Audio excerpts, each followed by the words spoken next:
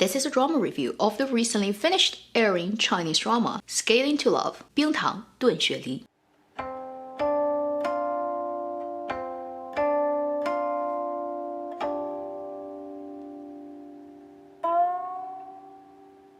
Hi, you're watching Avenue X, where junkie and good storytelling shares their thoughts, knowledge, and occasional weird ideas on stories and how they're told. 冰糖炖雪梨, Skate into Love is a 40-episode drama that airs on both satellite TV and Youku as the web platform in China. It is led by Zhang Xincheng, Wu Qian, Zhou Lijie, and it focuses on college students who are specialized in ice sports. So in this drama, it features ice hockey, short track speed skating, and figure skating. The drama is based on an existing novel. It is produced by the same exact team that produced 香蜜沉沉烬如霜, Ash of Love. So in this drama, you'll see Deng Lun making cameos as the greatest ice hockey star in the drama setting in China. Our female lead character, played by Wu Qian, Tang Xue, is a previously short track speed skating athlete who got into some problems and kind of quitted her dream, but as you can expect, as the story progresses, she's gonna get back to it. Our second male lead, played by Zhou Lijie, is a genius figure skater, and they all ended up in this university that is very specialized and very good at ice sports. I've watched all 40 episodes, although honestly, some of them I did speed watch through. And for me, it is a little bit difficult to rate this drama if we ignore some of the weak points of the narrative, the story itself, and then give it more encouragement because it talks about something that really hasn't been filmed on camera in dramas, in Chinese dramaland previously,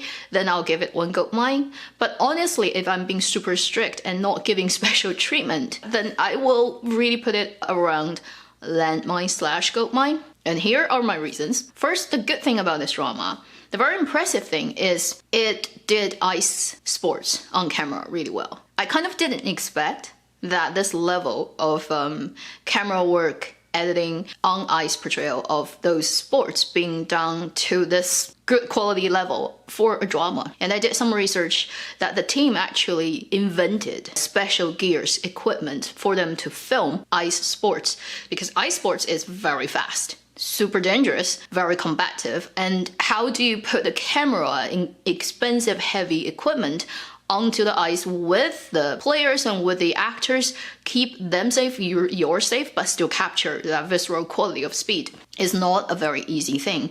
And dramatic storytelling is different from live broadcasting of sports event, so there are different requirements for it. They obviously did a lot of research and put a lot of effort into capturing that. So right from the beginning, first couple of episodes, you'll see a pretty nicely filmed ice hockey game that has so many camera angles. So when I first saw it, I was super impressed by it. It definitely has GoPro that you can tell that's attached to people who are actually playing the hockey. There are definitely crane shots over that ice rink. There's also a telephoto lens, probably just off the rink and then focusing on the close-up of those people. And multiple angles and cut very well, and it makes sense in terms of the logic of the game, like who did what and so ended up, like making what goal. I was very impressed. I didn't expect that level of girl-lookiness coming from a drama focusing on ice sports. So that part of the drama really deserves a lot of applause. Also, they built a specific rink that's international standard for this drama. They also trained the lead actors because they're all ice sports experts.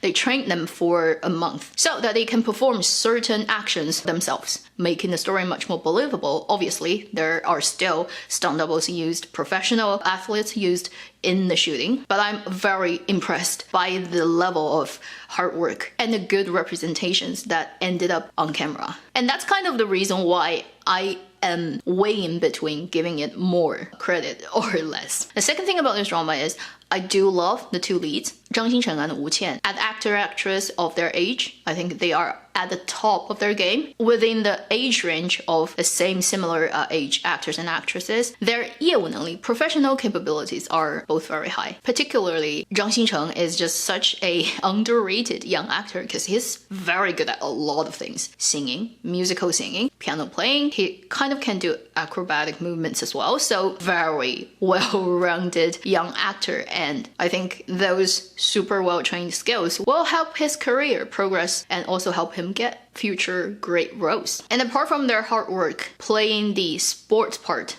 of this drama, in terms of acting the romantic storyline, they both also did a very good job. So for the two leads, I really cannot complain. I cannot really think about better choices for these two roles. Also, a third thing that I really appreciate about this drama is it has some very funny comedies in it. Not like always the best written and not like very evenly spread out. As the story progresses into the later half, I do feel it became too draggy, but earlier moments are quite funny. I mean, we can argue about whether the female lead character, when she was younger, how she bullied the male character is something that should be just brushed over so lightly as the story has done. It has a very weird angle of looking at young kids' bullying problems and when they grow up, how they deal with it. Personally, I'm not a huge fan of it. I think it is slightly problematic, but they did it with very funny ways. Is that when the characters think back on their terrible or super happy memories of their childhood, it still uses adult actors but then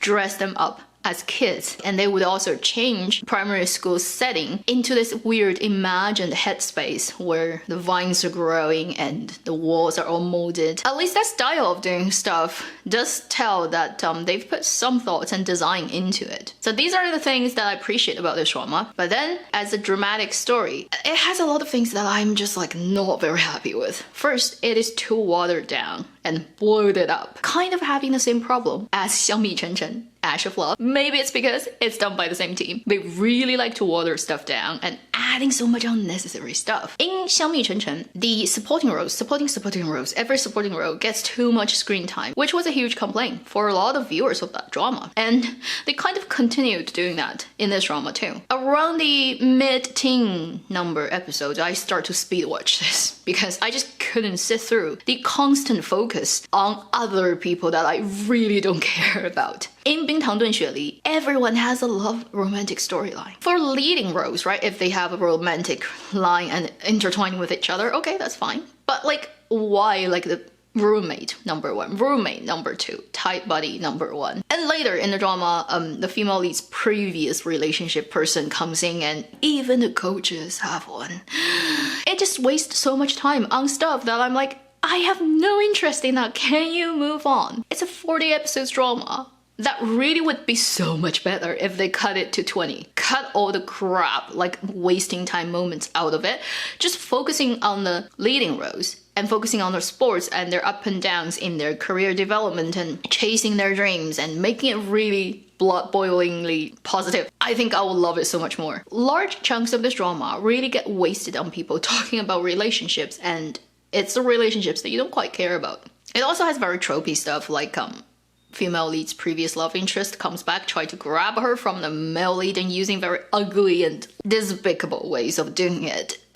And then the male lead also has too many female interests and trying to take him away from the female leads. Like, I'm like, yeah, okay, fine.